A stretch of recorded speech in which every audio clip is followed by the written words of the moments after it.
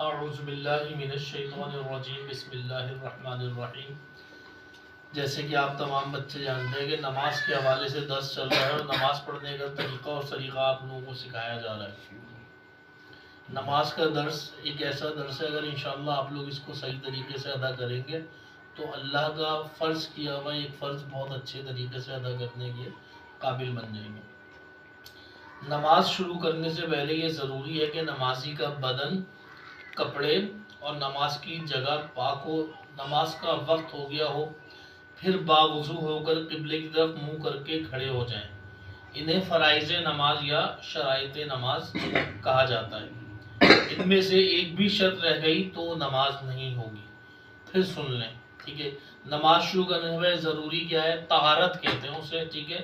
طہارت میں نمازی کا بدن، کپڑے اور نماز کی جگہ کا پاک ہونا ضروری ہوتا ہے۔ نماز کا وقت ہونا ضروری ہوتا ہے۔ قبلہ رو ہو کے نماز پڑھنا ضروری ہوتا ہے۔ نماز کا وقت ہونا بھی ضروری ہوتا ہے، ٹھیک ہے۔ یہ فرائض نماز یا شرائط نماز میں سے آتی ہے۔ ان میں سے کوئی بھی چیز رہ جائے تو نماز نہیں ہوگی۔ مثال کے طور پر آپ نے نماز پڑھی عصر کی، وقت تھا ظہر کا، کیا نماز ہو جائے گی؟ نہیں ہوگی۔ نماز کا اس کے وقت میں داخل ہونا بھی شرائط نماز اور فرائض نماز میں سے۔ حضرت جابر بن عبداللہ رضی اللہ عنہ سے روایت ہے، رسول کریم صلی اللہ علیہ وسلم، جنت کی کنجی نماز ہے اور نماز کی کنجی طہارت ہے، ٹھیک ہے۔ مسند احمد کی یہ حدیث ہے، دونوں پاؤں کے درمیان 4-5 انگلی کا فاصلہ رکھ کر اس طرح کھڑے ہوں کہ پاؤں کا رخ قبلہ کی طرف ہو، یہ سنت ہے۔ اور اب جو نماز پڑھنی ہے اس کی دل سے نیت کریں، یہ فرض ہے، نماز کی نیت فرض ہے۔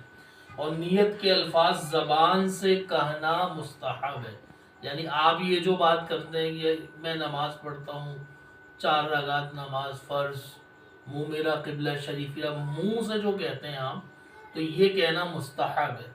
لیکن اگر دل میں نیت ہی نہیں ہے، بس آئے نیت کی ہی نہیں، دل میں سوچا ہی نہیں کہ میں تو نماز پڑھنے جا رہا ہوں، ٹھیک ہے، اور پڑھ کھڑے ہو گئے، تو پھر اس سے نماز نہیں ہوتی۔ لیکن یہاں یہ بھی یاد رکھیں کہ جب آپ گھر سے نکلے نماز پڑھنے کے لیے، بھائی دل میں نیت تھی تو نکلے نا۔ وضو کیا نماز پڑھنے کے لیے تو دل میں نیت تھی تو نکلے۔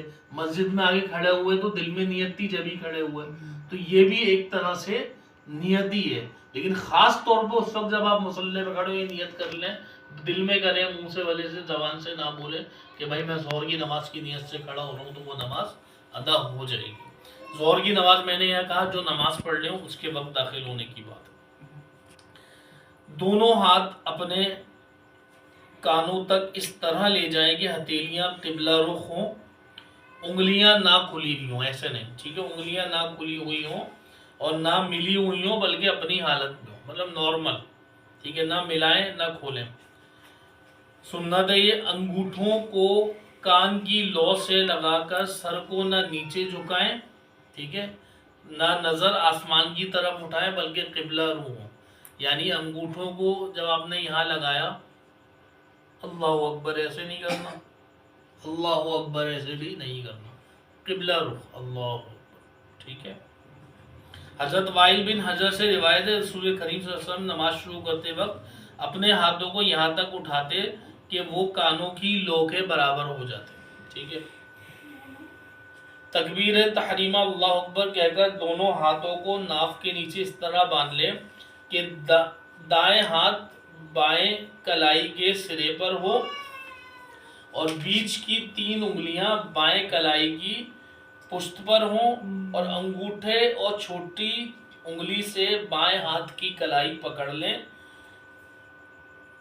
اور اب نظر کو سجدہ کی جگہ پر رکھیں، ٹھیک ہے۔ جب کھڑے ہو کے آپ نے کیسے ایسے بانا، یہ سب ہاتھ سیدھے تھے، قبلہ رو تھے۔ اب آپ جب باندھیں گے تو یہ 3 انگلیاں یہاں ہوں گی، جب یہ 3 انگلیاں یہاں ہوں گی تو یہ انگوٹھا اور یہ چھوٹی انگلی سے یہ حلقہ بنے گا، اور یہ 3 انگلیاں یہاں ہوں گی، یہ طریقہ ہے۔